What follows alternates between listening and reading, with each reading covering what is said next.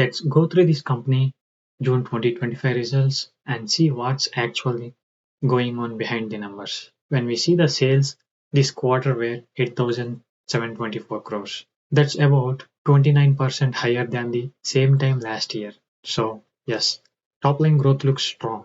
Business is clearly selling more. But here is the thing, more sales doesn't always mean more money in our pocket. And this is one of those quarters. When we see the operating profit, which came in at 805 crore, which is up 21% year on year. Sounds good, right? But the operating margin, basically how much they keep from every rupee of sales, is still at 9%. That's the same ballpark they have been in for a while. So they are earning more overall, but they are not squeezing more out of each sale. And when it comes to net profit, it is at 464 crore. That is a big jump from last year's 226 crore. But compared to last quarter 539 crore, it's actually down. So year on year, we see a recovery, but quarter on quarter momentum is slowed a bit. Why is this happening? It's because material costs are eating up 73% of sales. That's huge. When raw materials take that much, it's tough to push margin higher unless you can buy cheaper or sell at a better price, right? And right now, it doesn't look like they have cracked that yet. And when it comes to overall performance, this is a mixed bag quarter.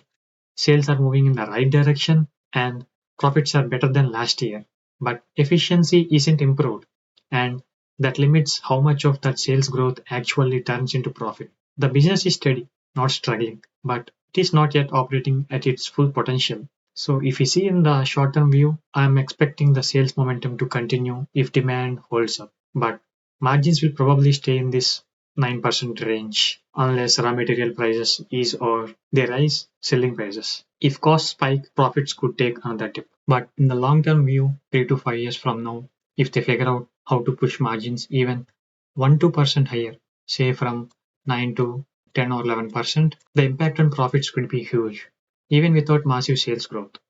That's where the real upside is. But if they stay stuck at 9%, long term growth will depend almost entirely on how much more they can sell every year.